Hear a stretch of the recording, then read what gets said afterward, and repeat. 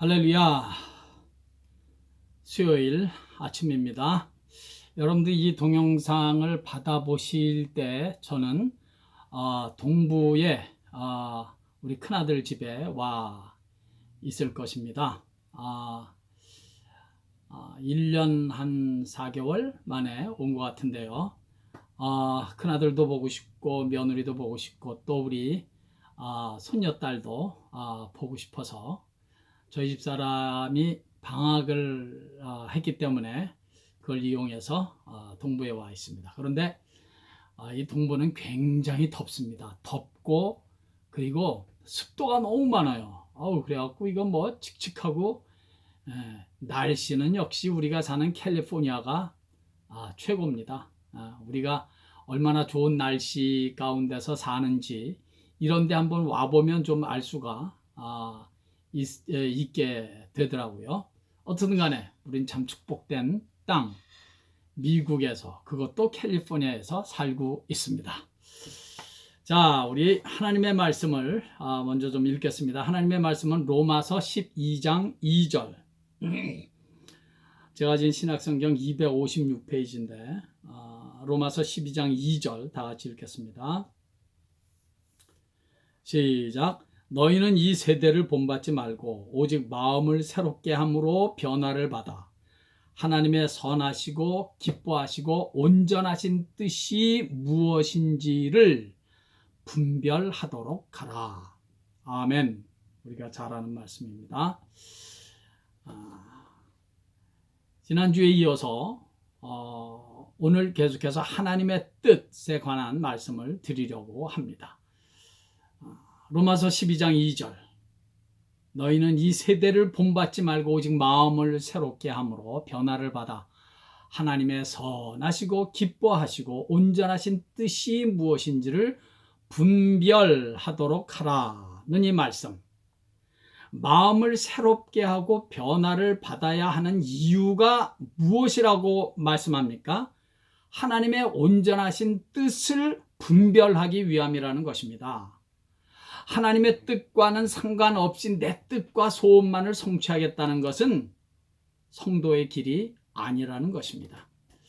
그런데 여러분, 한 가지, 하나님의 뜻을 분별한다는 말을 잘못 오해하면 안 되는 것이 있습니다. 일반적으로 사람들은 하나님의 뜻을 분별하고 하나님의 뜻을 따라 산다고 할 때 그것을 단순히 내 미래의 일을 미리 알아내서 이렇게 산다는 것으로 생각할 수가 있어요. 예수 믿는다는 분들이 점집도 가고 철학관을 찾고 뭐 하는 것은 미래를 좀 알아야 이 답답한 가슴을 풀 수 있겠다는 그런 이유일 것입니다. 하나님의 뜻을 분별해서 하나님의 뜻을 찾아서 그 뜻대로 순종하겠다는 자세가 아니라 미래의 일을 좀 빨리 좀 알아야 속 시원하고 답답하지 않겠다는 그런 생각이라면 그건 완전히 잘못된 아주 건강하지 않은 생각입니다. 그러니까 하나님의 뜻을 분별하는 것, 하나님의 뜻을 찾는다는 것은 내 개인적인 미래의 일을 미리 알고 싶은 그 호기심을 풀어보려고 한다면 그것은 근본적으로 아주 우리 복음과는 잘못된 생각이 되는 것입니다. 신명기 18장 9절서부터 12절의 말씀을 제가 읽겠습니다. 한번 잘 들어보십시오. 복술자나 기륭을 알리는 자나 요술하는 자나 무당이나 진언자나 신접자나 박수나 초혼자를 너희 중에 용납하지 말라. 무릇 이런 일을 행하는 자는 여호와께서 가증히 여기시나니 이런 가증한 일로 인하여 내 하나님 여호와께서 그들을 내 앞에 쫓아내시느니라. 아멘. 하나님께서 가증히 여기신답니다. 아주 싫어하신다는 말입니다. 하나님의 뜻을 분별하고 하나님의 뜻을 찾아간다는 것은 내 장래에 앞으로 있을 일을 내 개인적으로 내가 좀 미리 좀 안다, 그런 의미가 전혀 아닙니다. 여러분 그거 아십니까? 미래를 알게 되는 어떤 지식, 그것은 오히려 우리에게 큰 해가 된다는 사실입니다. 1년 후에 내가 암에 걸려서 죽는다는 사실을 알았다고 해보십시오. 그래서 그게 어쨌다는 겁니까? 그게 좋을 것 같습니까? 전혀 모르다가 갑자기 병 걸려서 죽는 게 낫지, 미리 10년 전에 미리 알아서 10년 전부터 미리 걱정 근심하는 거, 그게 뭐가 좋겠습니까? 미리 안다는 거, 그거 절대로 축복이 아닙니다. 사무엘상 28장에는 아주 의미 있고 흥미있는 사건이 하나 있습니다. 나중에 사무엘상 28장을 찾아서 한번 꼭 읽어보시기 바랍니다. 사울 왕이 왕의 자리에서 쫓겨날 것 같은 생각이 들어서 무당을 찾아갑니다. 사울 왕이 다른 옷을 입고 변장을 하고 밤에 신접한 여인에게 찾아가서는 나를 위해서 너의 그 신접한 술법으로 내가 네게 말하는 사람을 불러 올리라고 요청을 합니다. 그래서 이 신접한 여인이 이미 죽은 사무엘을 불러냈습니다. 여기에 대해서 많은 해석이 있습니다만은 제 개인적으로는 진짜 사무엘을 불러낸 것이 아니라 사무엘의 모습을 가장한 귀신의 장난이라고 믿어집니다. 여러분, 구원받아 천국 가 있는 사무엘이 무당에 의해서 불러내어진다는 것은 이건 뭐 앞뒤가 맞지 않지 않습니까? 귀신에 들린 무당이 사무엘을 가장한 귀신을 불러낸 것이라고 보는 것이 좋습니다. 어쨌든 사울 왕은 그 사무엘에게 블레셋 사람은 군대를 일으켜서 나와 백성들을 죽이려 하고 있고, 하나님께서는 나를 떠나서 뭐 선지자라도 꿈으로도 아무 말씀도 하지 않으셔서 내가 지금 급한 나머지 사무엘 선지자 당신을 불러냈습니다 라고 말합니다. 그러자 사무엘이, 그러니까 귀신에 의해서 불려온 가장한 사무엘이지요. 사무엘이 사울에게 말하기를 여호와 하나님께서는 너를 떠났기 때문에 나라를 네 손에서 떼어 네 이웃 다윗에게 주셨다고 그렇게 말합니다. 뭐 마귀도 귀신도 얼마든지 가끔가다 맞출 수도 있는 거니까 그 말은 맞아요. 그 말을 들은 사울 왕이 어떻게 됐는지 아십니까? 사무엘상 28장 20절 보니까 사울이 갑자기 땅에 온전히 엎드러지니 이는 사무엘의 말을 인하여 심히 두려워하며 또 그 기력이 지나였으니, 사울은 이제 자신이 나라를 빼앗기고 왕의 자리는 다윗에게 넘어갈 것이라는 말을 듣고 사울은 그 자리에 팍 엎드러져 버렸습니다. 갑자기 기력이 없어져 버렸다고요. 자신의 미래에 될 일을 미리 알아버린 그 순간부터 사울은 육신적으로 영적으로 처참하게 죽어가기 시작했던 것입니다. 여러분, 미래의 일을 알면 좋을 것 같습니까? 전혀 그렇지 않습니다. 내일의 장래를 알면 속 시원하고 답답한데 뭐 다 그래서 좋을 것 같지만 절대로 그렇지 않습니다. 그런데 여러분, 하나님께서 우리 개인의 미래를 미리 가르쳐 주시지 않는 아주 중요한 이유가 한 가지 있습니다. 우리가 우리의 미래를 미리 알아버리면 하나님을 향한 믿음을 우리는 놓게 된다는 사실입니다. 이미 내게 이런 일들이 일어날 것을 빤히 다 알고 있는데 뭐 믿을 게 있습니까? 기도할 필요는 또 뭐가 있겠습니까? 어떻게 될지 빤히 다 알고 있는데. 오히려 나 자신에게 무슨 일이 일어날 줄을 모르니까, 하나님께서 내 앞날에 어떤 일이 일어날지를 미리 가르쳐 주시지 않으니까 우리는 오히려 매일매일, 아니 매 순간순간 주님을 의지하며 그분을 바라보며 살게 되는 것입니다. 장래일을 모르니까 내 앞일을 다 알고 계시는 하나님 아버지께 나의 삶을 전적으로 의탁하고 믿음으로 하루하루를 살아가는 거, 그것이 우리의 믿음 생활입니다. 미래일을 모르니까 우리는 주님을 더 찾게 되고 의지하게 되고 기도하게 되고 예배하게 되면서 주님과의 관계가 더욱더 가까워지게 되는 것입니다. 성도 여러분, 잊지 마십시오. 미래에 되어질 일을 모른다는 것은 그래서 축복입니다. 주님께서 내년에 내 사업이 잘 돼서 큰 돈을 벌게 될 것을 미리 알려주셨다고 가정하겠습니다. 기도하겠습니까? 주님 의지하게 될까요? 아니 사업 잘 돼서 큰 돈 벌게 될 줄을 뻔히 아는데 뭘 그렇게 생명 걸고 기도할 필요가 있으며 뭘 그렇게 주님을 더욱더 의지할 필요가 있겠습니까? 없습니다.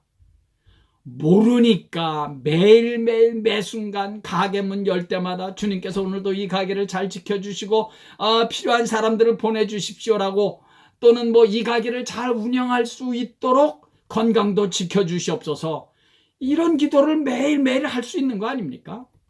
혹 문제가 생기면 이 문제를 잘 해결해 달라고 간절히 주님을 찾게도 되는 것입니다.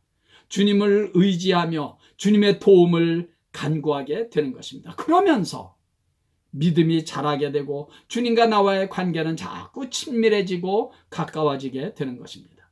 어떤 일이 생길지 모르니까, 미래를 알지 못하니까 주님 더욱더 의지하고 주님만 바라보게 되는 것입니다.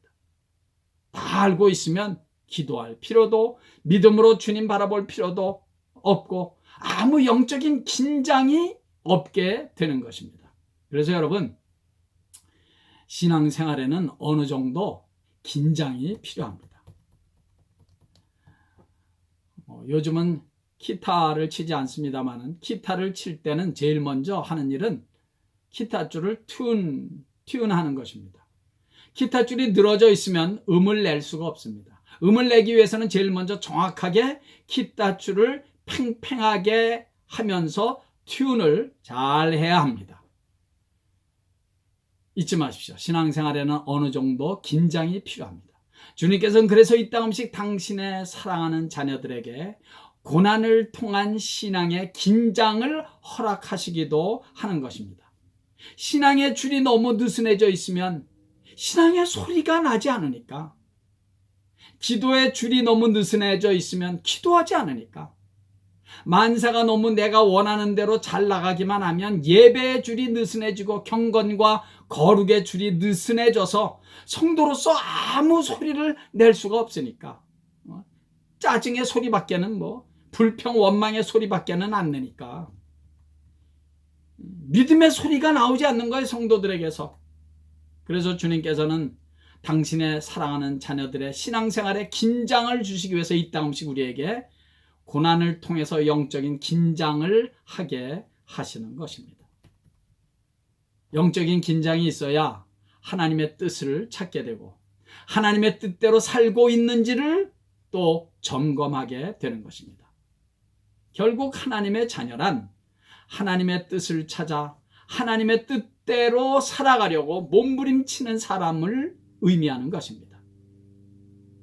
우리가 잘 아는 주기도문에서 주님께서 가르쳐 주신 기도에 나라의 임하옵시며 뜻이 하늘에서 이루어진 것 같이 땅에서도 이루어지이다, 그렇게 기도를 가르쳐 주셨습니다. 여러분, 하나님의 뜻이 땅에서도 이루어지기 위해서는 내 뜻을 내려놓아야 합니다. 내 뜻은 죽어도 내려놓지 않으면서 하나님의 뜻이 이루어지기를 바라는 것은 그 생각 자체가 잘못됐습니다. 오늘 로마서 본문의 말씀이 바로 그것입니다. 내 뜻을 내려놓기 위해서 마음이 새롭게 되고 변화를 받아야 하는 것입니다. 그래야 내 뜻을 내려놓고 하나님의 선하시고 기뻐하시고 온전하신 뜻이 무엇인지를 비로소 분별할 수가 있는 것입니다. 하나님의 뜻대로 살기 위해서, 내 뜻을 내려놓고 하나님의 뜻대로 살기 위해서 마음이 새롭게 변화를 받아 온전하신 하나님의 뜻을 분별하며 살아가는 이 은혜, 이 성숙한 신앙생활, 남은 평생 저와 여러분들에게 충만하게 있기를 예수의 이름으로 간절히 축원합니다. 할렐루야. 아버지 하나님, 아직도 내 뜻만을 고집하며 주장하고 있는 부분은 없습니까? 하나님의 뜻을 붙잡고 하나님의 뜻을 먼저 찾게 하시고 하나님의 뜻을 기도 생활을 통해서든지 성경 말씀을 통해서든지 혹은 말씀을 들으면서든지 하나님의 뜻을 찾았을 때는 겸손하게 그 말씀 앞에, 하나님의 뜻 앞에 순종할 수 있는 은혜까지도 저희들에게 허락해 주시옵소서. 아버지 하나님, 내 뜻보다 하나님의 뜻대로 내 인생이 가야 거기에 진정한 축복이 있고 행복이 있다는 사실을 한시도 잊지 말고 하나님의 선하시고 기뻐하시고 온전하신 뜻을 찾기 위해서 날마다 마음이 새로워지고 변화를 받게 되는 은혜, 그 은혜를 우리 온 성도들에게 풍성하게 베풀어 주시옵소서.